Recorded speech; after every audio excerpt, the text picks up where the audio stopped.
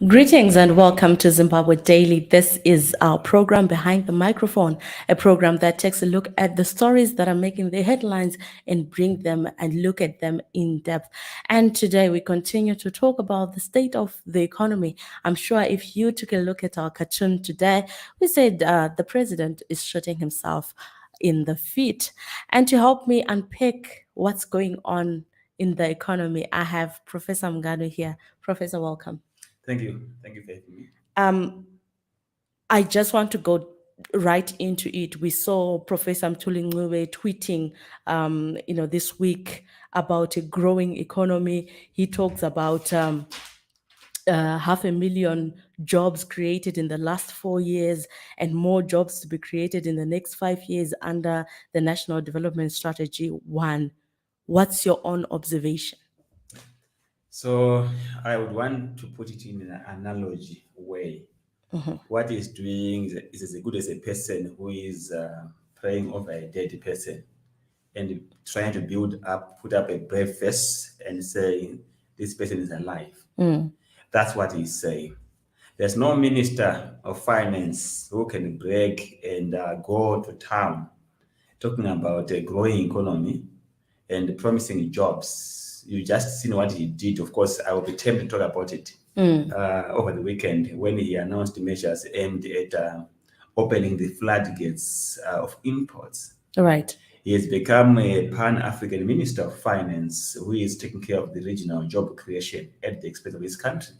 Because when you open up floodgates of imports, clearly you promoting exports of the regional companies and killing your own companies. So there's no guarantee that in the future we're going to be creating jobs. Yes, I cannot dispute that over the last 4 years we've created jobs.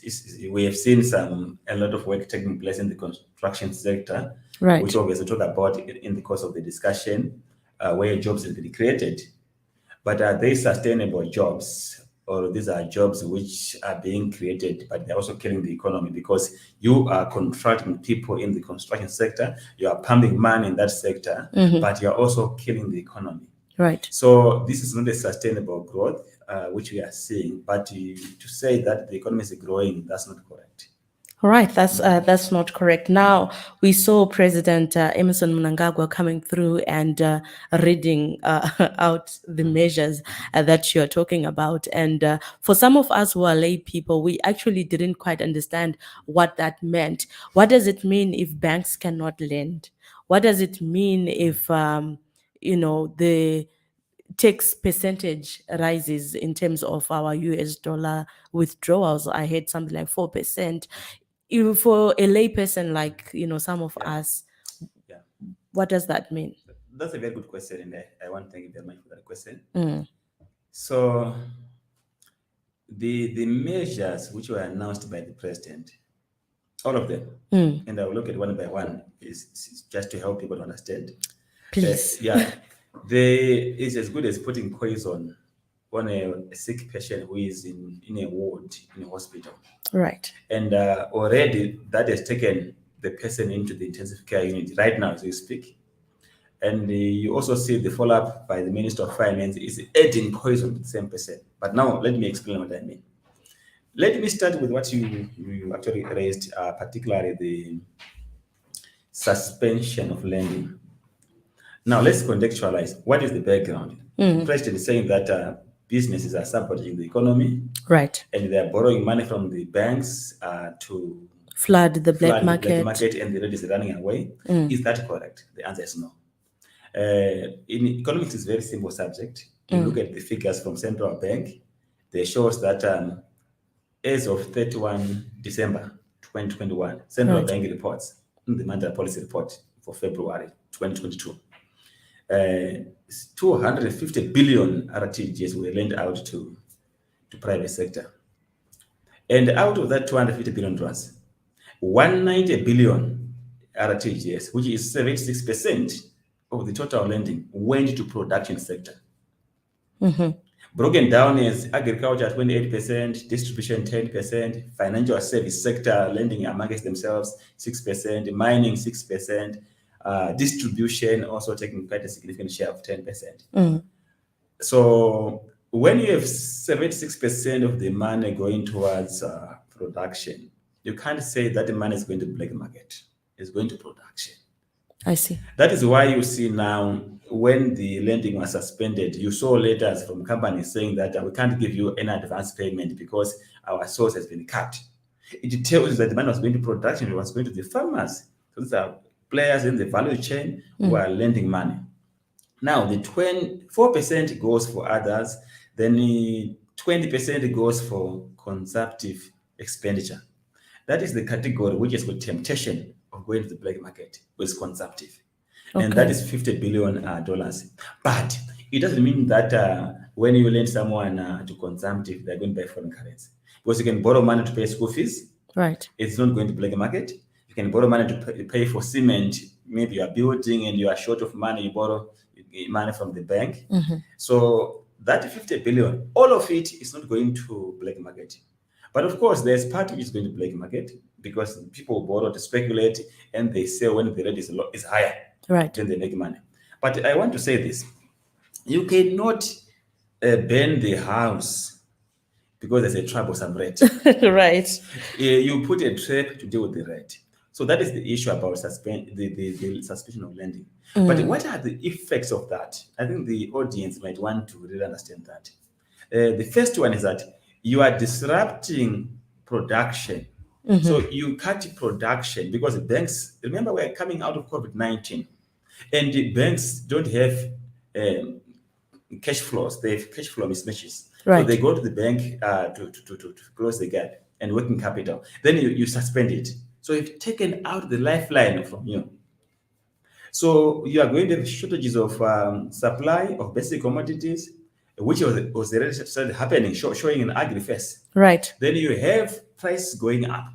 And when the prices are going up, because naturally when there's a shortage, now you are scrambling for the fuel. For the fuel. And the price goes up. Right. And when the price goes up, there's temptation by the public to import, to buy from the regional countries because now it's not expensive.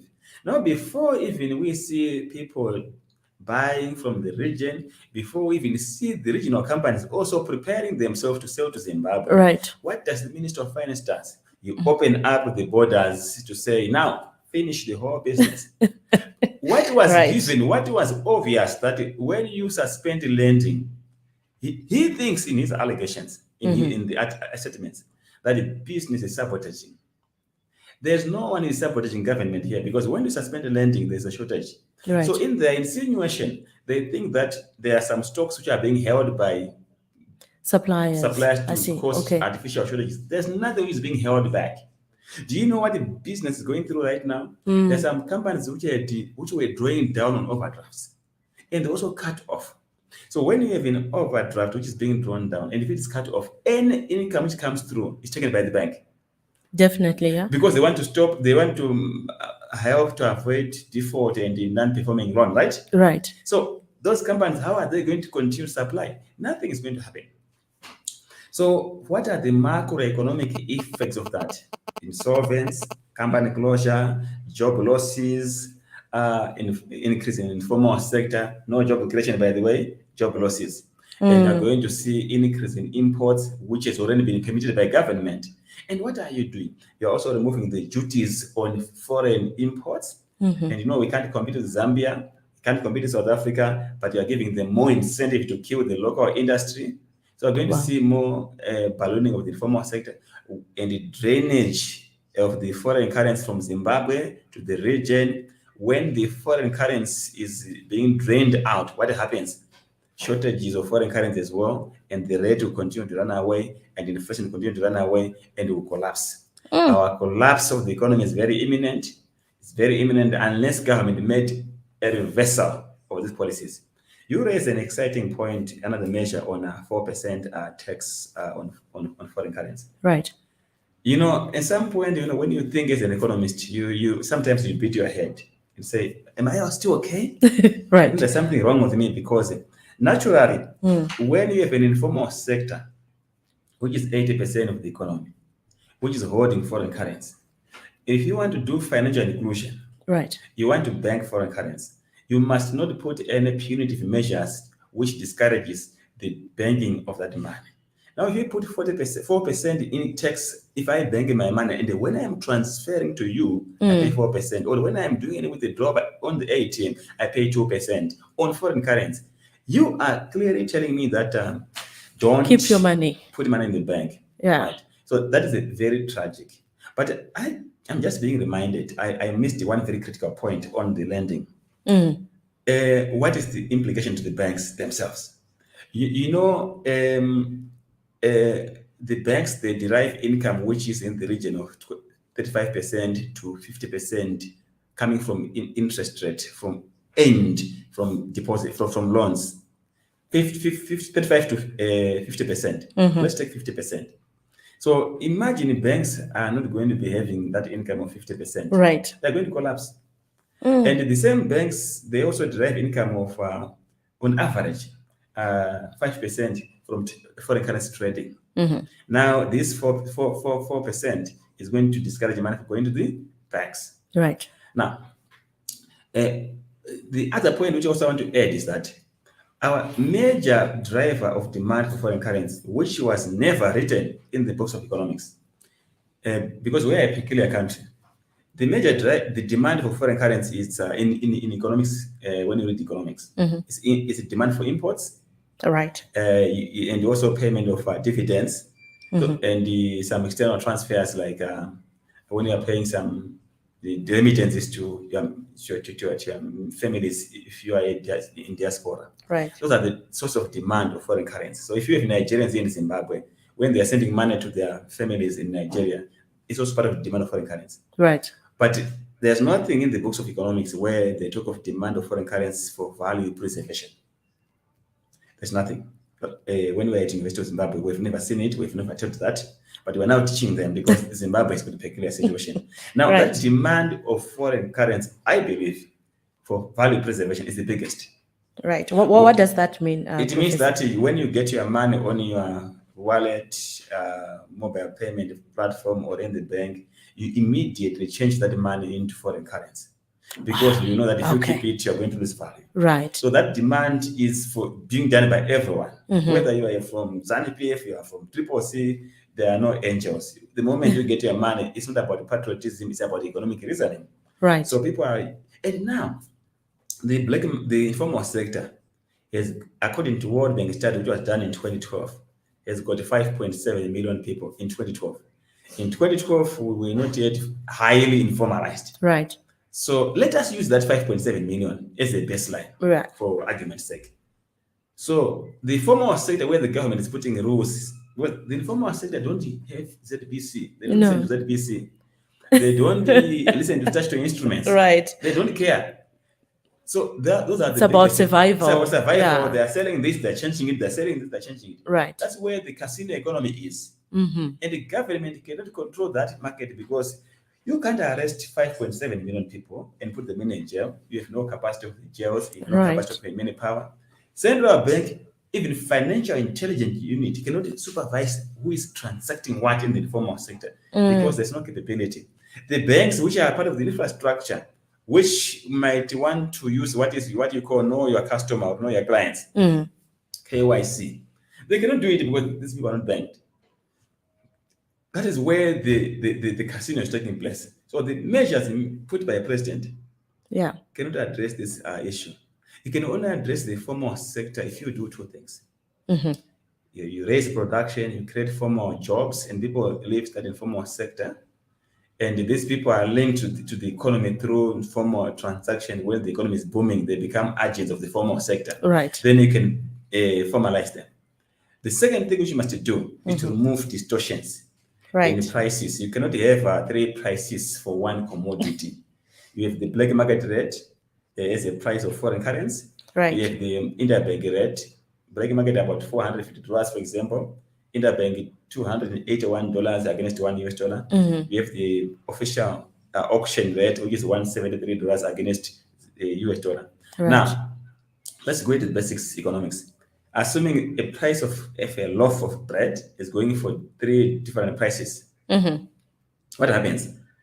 It creates shortages and arbitrage opportunities where if I have power and I have control over the source of production of bread, I keep it. I create artificial shortages Right. because I know I'm going to sell it at $450. So the best way is to have one price. If you have one price and you are a baker, why would you hide the bread to sell it at $450? Right. Because you are producing it at $173. I'm just using an example of the exchange rate which are preferring. Right. So that is where the challenge is. So we are in a quagmire, and unfortunately, these measures does not work. And the last point which I want to raise is that government is there blaming business to say that business is Sabotaging somehow. sabotaging. The biggest saboteurs are government actually, Right. because government prints, money through the Ministry of Finance.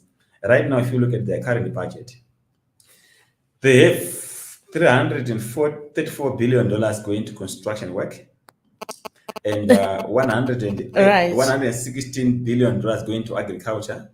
Before the budget base, because normally year in year out they are budget base. Right. Yeah. For example, in agriculture last year, the budget bested by, I would guess, by 100%, because by 3/4 of the year, it had bested by 69%, which means they had over-consumed their money by 69%. So, so we are very guaranteed, if you look at the trend for the past 3 years, that this year the budget will best again because of the cost they have to bear. So we have $450 billion at this time before we factor in of budget besting. Right. Who has got more money in the market? Government and the banking sector. The banking sector has got $250 billion.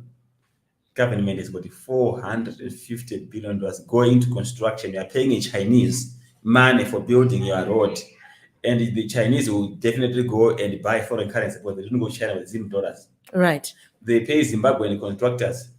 They are not the NGOs. When you are paid your money by government, you want to preserve value by foreign currency. Right. But if you give it to, if you look at the banking sector, they give farmers, they buy inputs, they are going to production. Right. Command is the same, right? Mm-hmm. Now, the last point is that these measures were dealing with internal factors. The president did not address external factors caused by Russia-Ukraine war. Right. The Russian-Ukraine war has resulted in high increase in the prices of fuel. Before the invasion, the price of fuel in Zimbabwe per liter was $1.30, right? Right.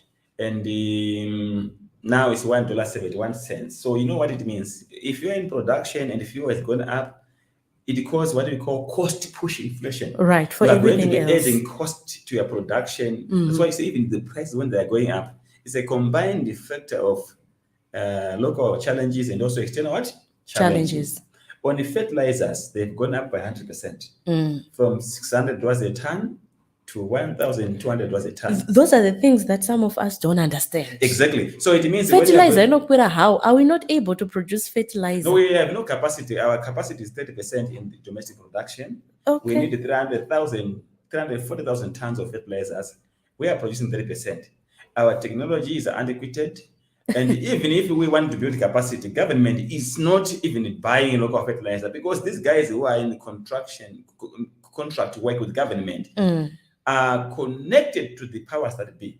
So their business is to create their own empire by buying from outside, and we've gone for trading. Right. But what you need to understand is that even if we are producing locally, because Russia controls 70% of ammonia gas, which is used in the production of fertilizer globally.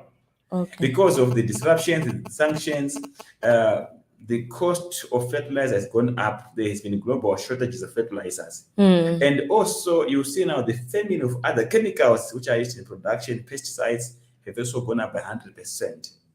The price of food globally has gone up by over 30%. Russia have mess on Zimbabwe.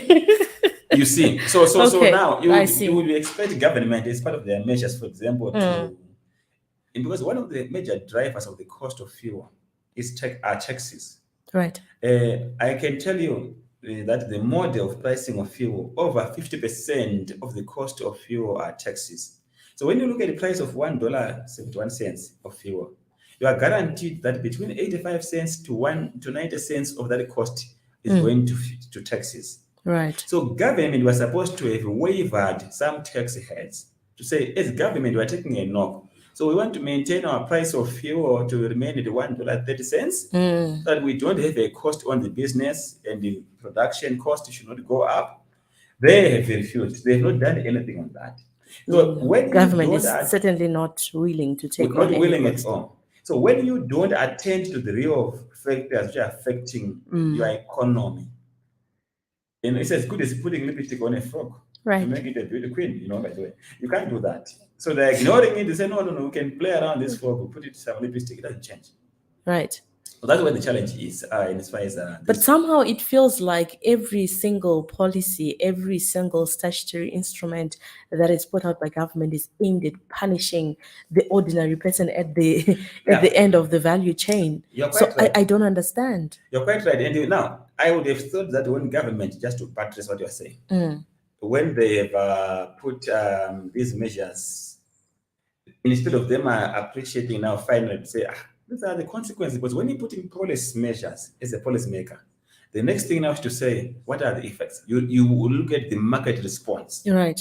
And now you say, if I take remedial action, if I withdraw these measures, what is going to happen? But as you are saying rightfully, it's like they're punishing us. It's basics that when you suspend lending, you are closing the economy. Right. You are creating shortages. You are pushing the price to go up. It's basic. Instead of now them saying that, no, we are now giving a waiver, we are taking off this measure, which they're going to do. They're going to do it by anyway, by force. But they now say, we are opening up. And when you open up for the regional imports, clearly we were bragging that in terms of shelf occupation Right. of our commodities, we're around 70%. And when you also walk around in the shops, you see with their Zimbabwean what? Products, yeah. Now you're actually killing the industry. You're finishing it because they are now in doldrums. Right. And they are not even competitive. And you now say foreigners come and finish us. Right. And They can't the even same minister borrow today is to twittering yeah. that we are creating jobs. Yeah. You really wonder that, are we in the same universe? Are we in the same economy, same earth, or someone is in Mars or we are on Earth?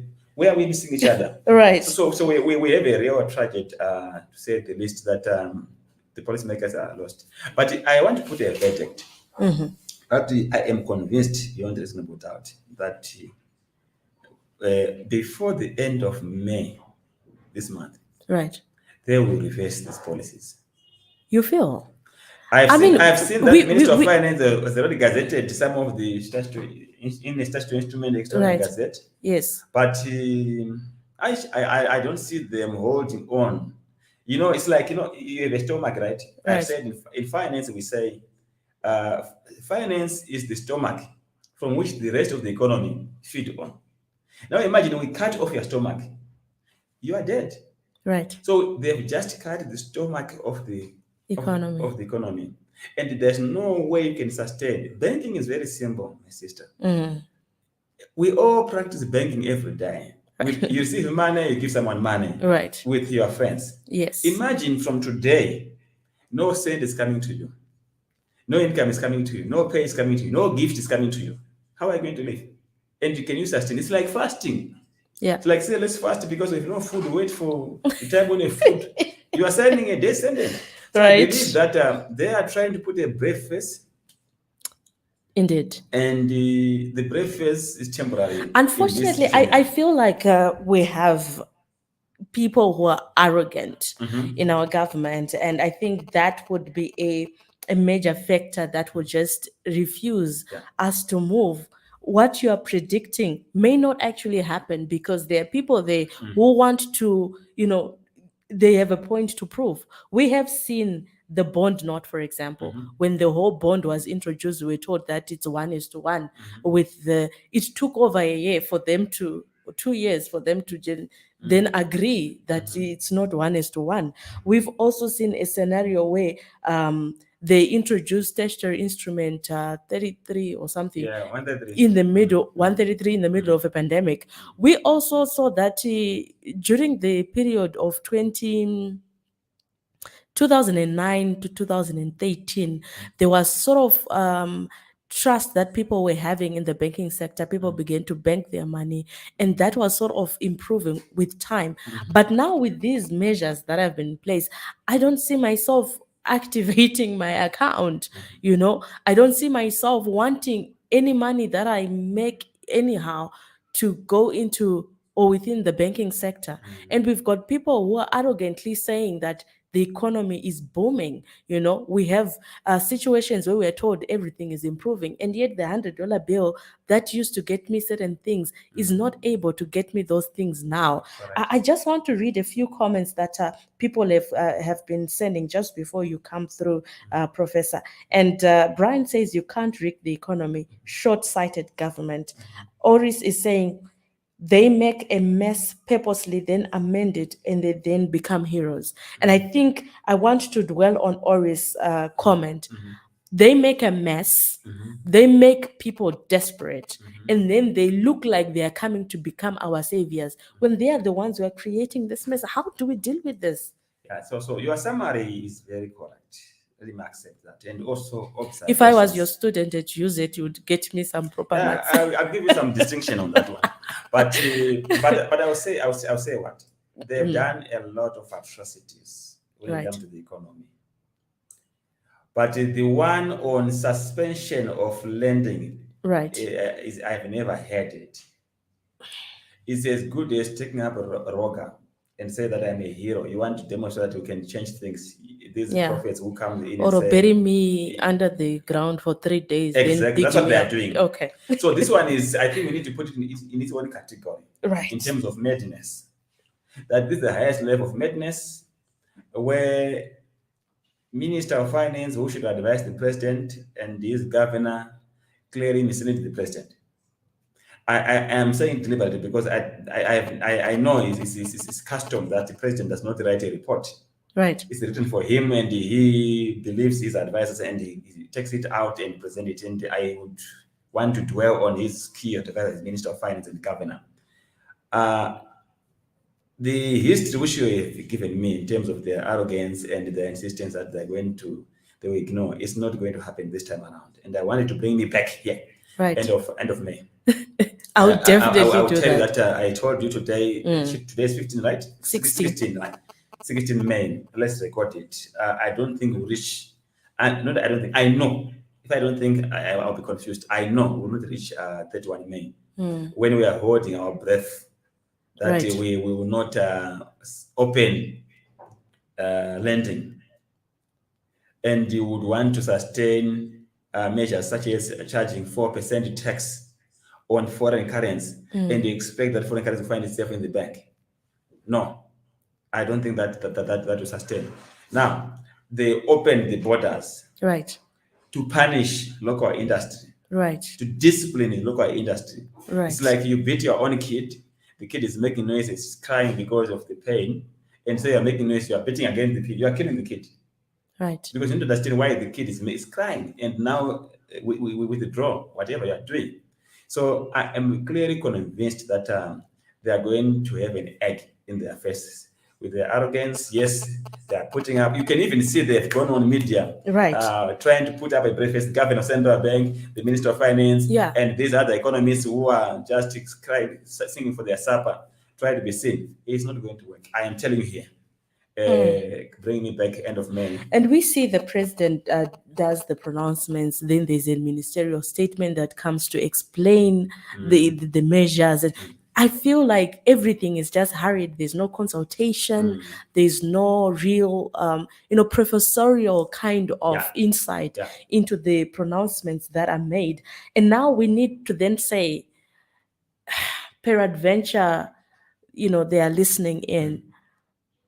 What should they really do now if we want to get ourselves back on track? Correct. So we are a sick patient. I always give an analogy of medical doctors. Right. It's one profession I respect very much. Because when you go to medical doctors, they don't cure you until they understand your ailment. Right. And you can even die. Medical doctors will just give you a painkiller, and they give you sleeping tablets. They take diagnostics analysis, everything which is around scans. HSC. Then they addressed. Even it can even come to a point where your leg has to be amputated. Right. They give you the V11, say, yeah, you have sugar diabetes, look at that, these are the figures. To save life, you have to take your leg. Right. And you deliberately sign on that to say, take it. If Mtulu was going to call you and say, want to take your leg to save the economy, where are you going to give your leg?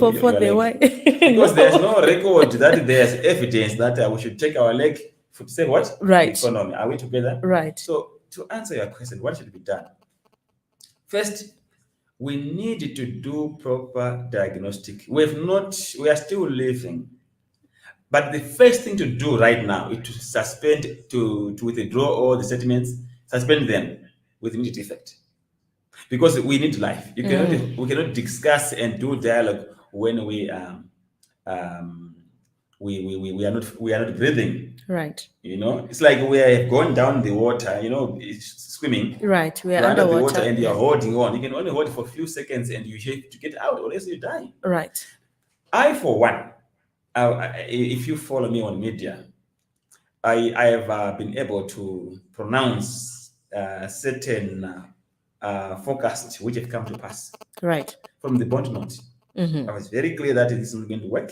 And the governor said that he's going to resign. He never resigned. He didn't. Yeah, but the bottom line that we were very clear. I told him at CZI Congress in July 2016.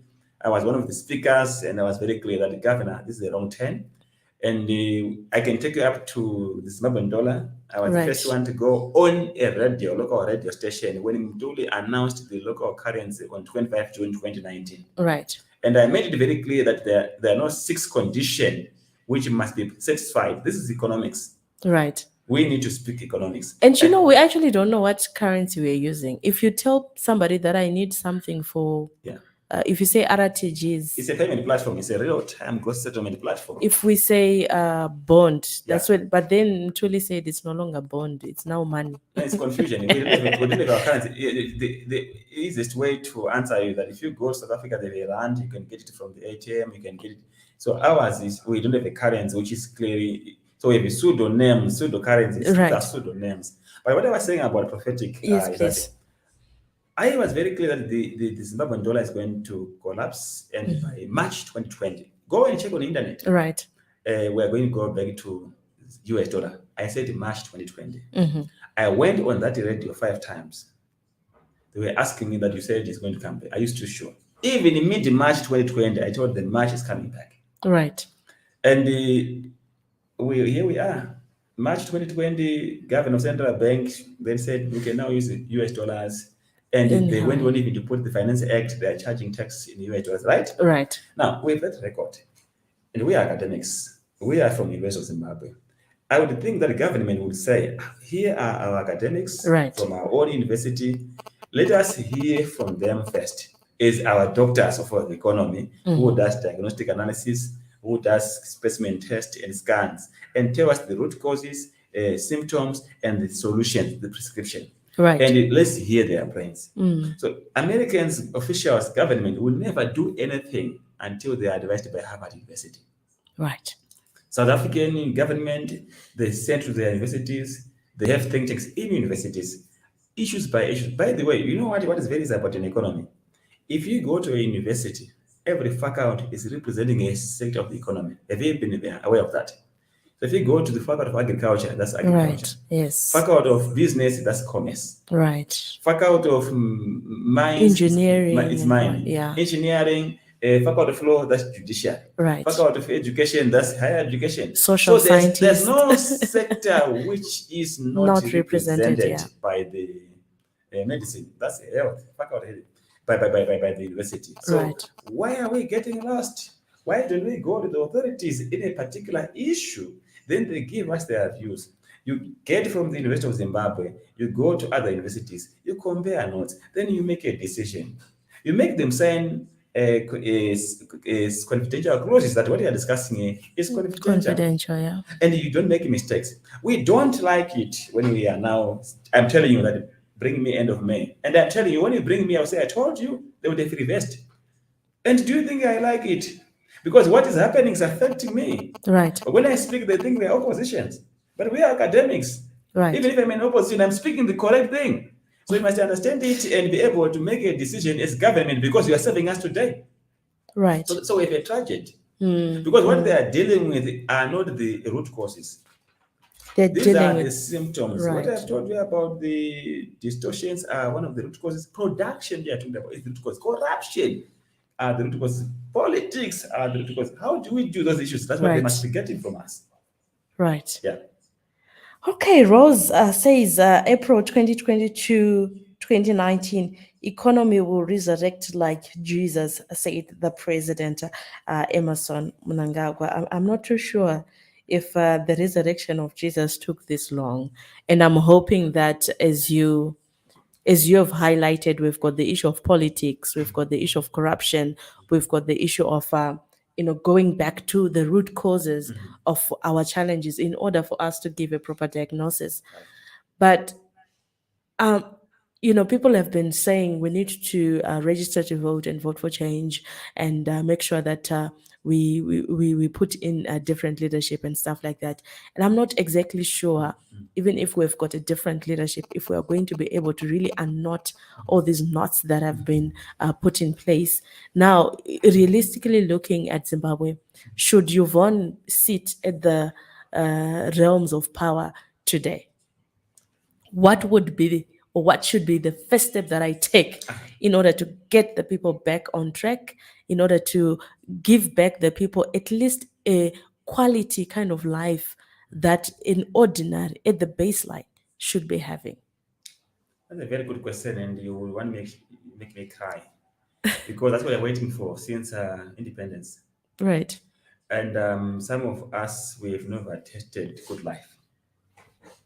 And when you look at it from government, deliberately, whatever they are doing from 1980, they are putting us in mud. And let me address that question. But if you allow me to address the combining what you are questioning with the listener and the viewer. Right. The resurrection of this country will never happen, I'm convinced, more than before under the PF leadership. I'm being honest because we have been able to provide advice, they don't listen. Right. As economists, our job is not to sabotage the government which is in office, is to advise them. Right. So that our life becomes easier because they are in office. Whether they are there disputed or not, we should give them correct advice. Right. Because we want to be seen to be useful to the country. So I have not given them any poison. And if you check from my analysis, which I've given you, I've shown you that the tap they were supposed to close was government funding, not even the banking sector. Right. So if a government could close the wrong tap, we have a government which goes and open the borders to kill the local industry. Right. If a government which put more taxes to make your life miserable. Right. And you wonder what is next. Every time you are getting a surprise. When we were at Victoria Falls November at the budget consultation, I was called there by Parliament. And I was discussing with the Minister of Finance and the Governor of Central Bank. So I was responding to their presentation.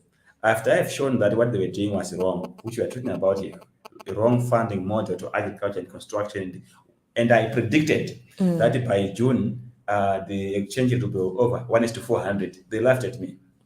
And I predicted that inflation will be above 100%. They laughed at me. They said it's going to be 30% by end of year. But look where the predictions are now.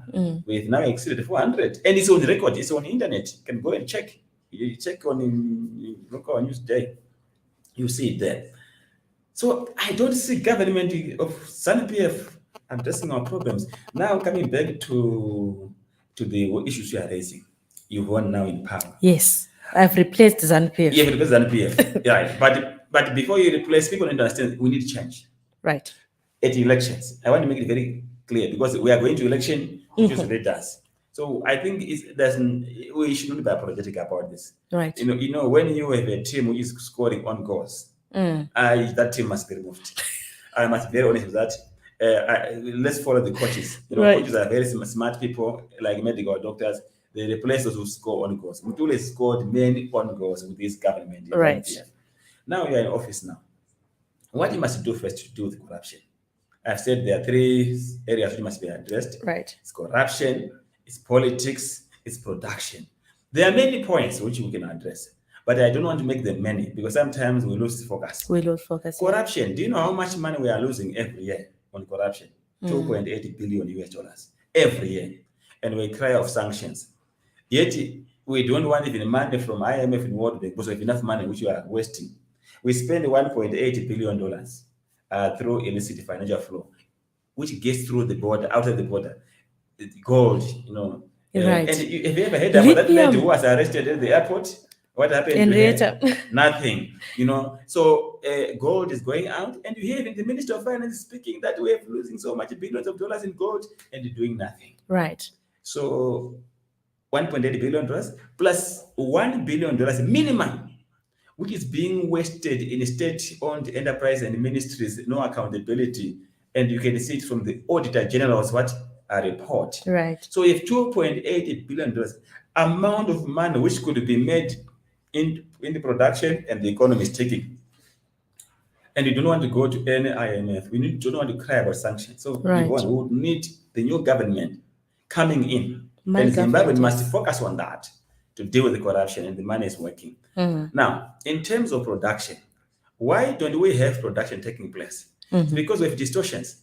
How do you think people who are getting money from auction system at $173 yeah. will go and deploy it into production, or they'll just go and to 4th Street, to Road Depot, and change the money into RTGS, and they have another third RTGS account, they go back to Road Depot.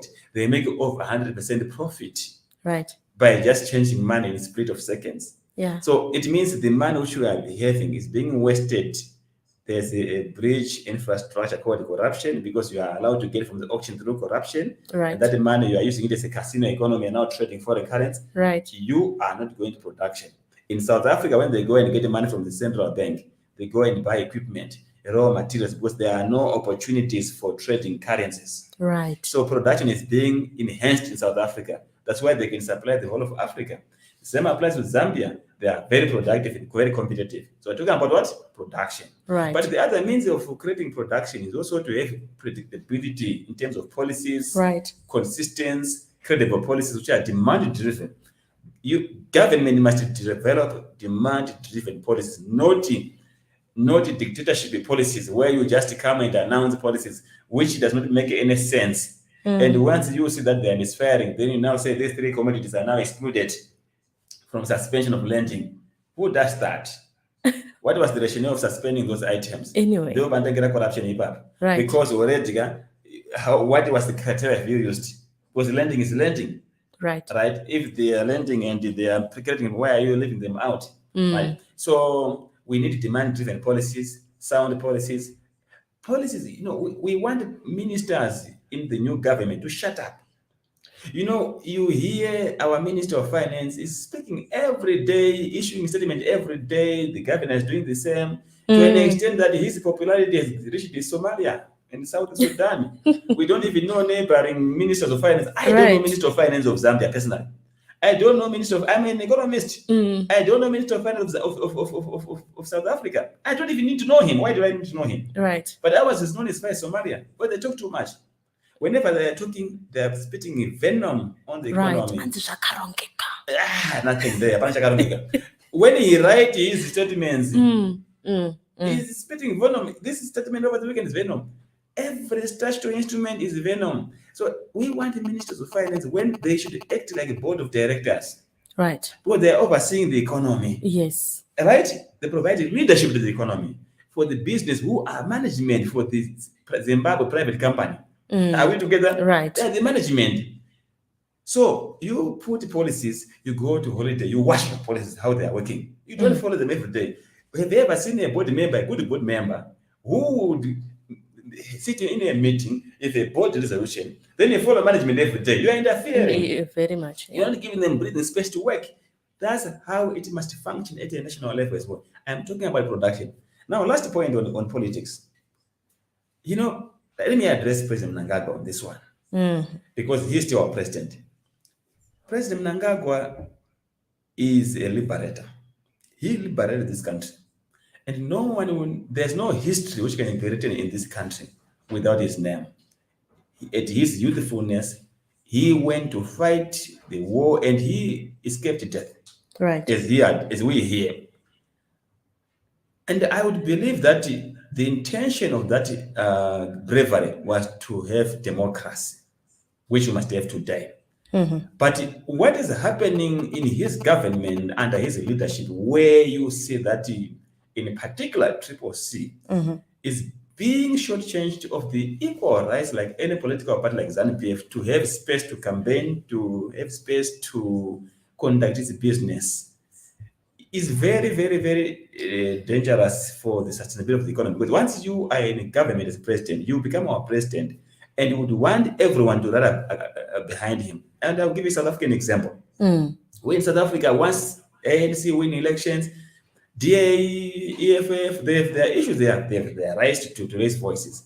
But when it comes to business, when you see Cyril Ramaphosa going to China and official state visit, the private sector from various and also other political support, they supported him. And they charter their own planes to go and support him if they're president. But in Zimbabwe, it's clearly ZANU-PF country and Triple C country, there's no consensus. And the tragedy now from a policy making point of view now is that when you talk of implementing policies now, ZANU-PF alone cannot implement policies in this country because half of the country, if not more, are Triple C. They will just watch and say, fine. These are your policies. Someone will disagree with No. you. That one is history. Let's not waste time. I don't waste time on history. It's history. The area he knows, the better. Let's talk about the real issues. And it's known what happened during the by-elections. Reaffirmation of who is Chamisa, who is the real alternative. Right. Let's be very honest. Is history. Let's not waste our time here. So the bottom line is that I would want President Mnangagwa to be a president of all of us, including Triple C. Right. And when they are campaigning, they must not be stopped from campaigning. You know what it does? Outside our toxic political environment where the country is drawn into two countries, which is where it is difficult to implement policy, which makes his life difficult as the incumbent president to implement policies. There's also external factors that where you look at the financial capitals like London, New York, Frankfurt, Tokyo, Shanghai, matters when it comes to how the political environment are happening in our country because we're in a global village. Right. Didn't you hear the Parliament of Britain discussing about how the opposition is being disadvantaged by the ruling party? And you want to get money in those capital markets where there are those sentiments. We are not getting money. So I want to speak to his international engagement that charity begins at home. You cannot engage the foreigners when you cannot engage Advocate Nelson Chamisa and his Triple C and be a president and as our liberator. I want him to appeal to his conscience to go back and see the aspiration of the struggle. Say, what was it? Is it what we are seeing on the table? And if Zimbabweans are seeing it, is it what they are enjoying? You know, we do not see people being beaten, seeing someone having a blood. Zimbabwe has passed that stage. We want to get to a stage where we have consensus. So it's a very important point which people never wanted to explain. Right. But we are academics. We say in economics, politics and economics are two different sides of the same coin. And if you don't explain this to our leaders, particularly our president, that let his system work around and allow a fair play. If he wins elections, we are here to give him advice as economists. Right.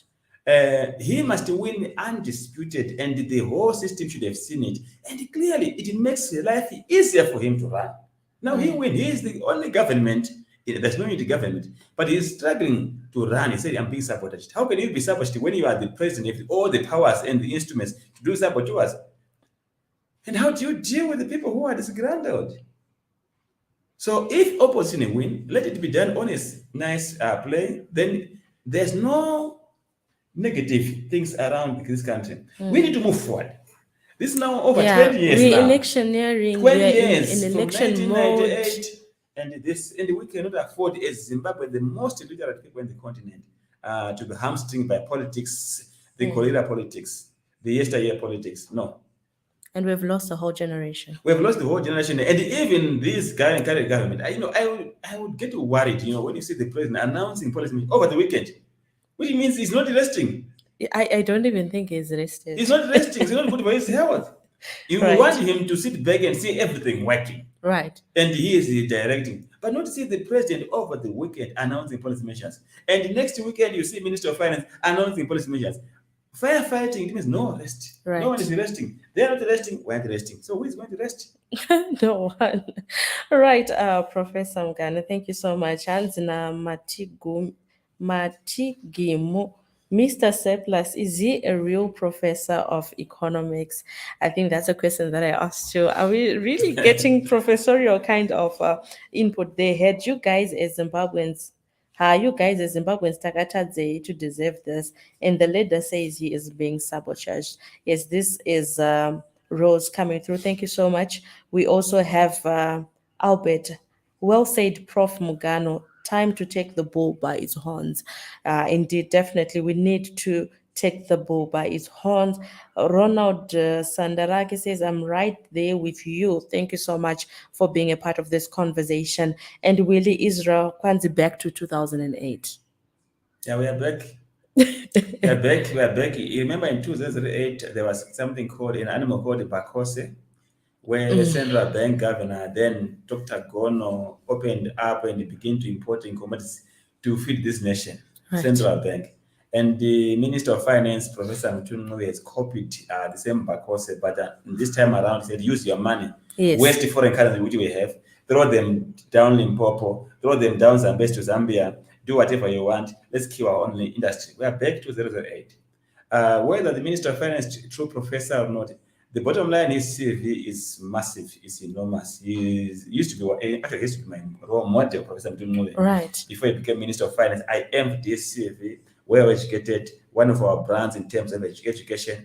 But I think he's not using his economics in his current position. What is happening there is only God who knows, whether it's being confused by the system or not. But I get worried by his brave face when he's coming up on the public domain, defending everything which comes around. I think he can even eat poison. Is it difficult to I think resign though? It's not When- difficult. when you It's not take on a difficult. I position? used to be a chairman of Zisco, and I resigned. I served for I think for a year, and we disagree with the minister. It's on the public domain. I resigned. You need to be on.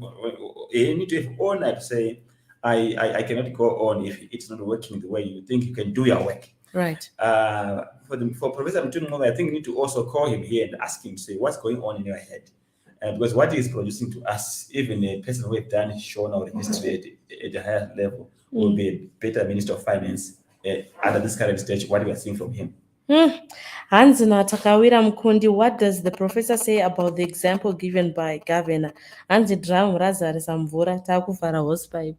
That's a very good question, and I like his observation. The governor was making an analogy that banking sector is flooding money in the black market, and now we are closing that tap to avoid them flooding money. So if he was listening from the beginning, I explained that there is not much money going to the black market coming from the banking sector, Yeah. because on average, 76% of the money is going to production sector. Government's monies are the ones which are the major problems to the black market, and also the informal sector, which is changing money, burning money to create value. So there are two components: the informal sector and the government. So if the governor wanted to advise his principal, the president, to close the tap, they closed the wrong tap now. All right. They were supposed to close the tap of the government. That's where the problem is. Right. That's the simple end. So Hanzi Dram richaramba richingopinda mvura because the tape that was closed is the wrong one. Correct. If you join Jigure, you behave likewise. I'm sure this is a comment around Minister of Finance, yeah. Professor Mthole Ncube. But Professor, thank you so much for sparing this time, and thank you for speaking to the issues around our economy. I pray and hope that we'll be able to sit back again and review where we are. Thank you, Yvonne. Thank you, Zimbabwe, for watching. God bless you. Excellent. And thank you so much for tuning in. This has been a very insightful program. I know a lot of times you said we're not economically minded, but as long as you used to pay 75 cents for a loaf of bread and now you're paying 400, 359, I don't know what cost we are paying, but as long as the money that you were using before is no longer enough for you to get the things that you used to get in your food basket, it means something is clearly wrong. And we need to begin to interrogate those issues. We need to start participating in these issues, because at the end of the day, it is affecting your livelihood, it is affecting our community, and it is affecting our nation. It has been an insightful hour, and we continue to urge you to go and register to vote, and then vote for the policy that speaks best to you. Okay, we don't tell you who to vote for, but we tell you to vote for the policy that will work better for you. Thank you so much for tuning in. Join us again tomorrow as we talk about more issues. This is Zimbabwe Daily. My name is Yvonne Muchaka, and it was a pleasure being with you. Bye bye for now.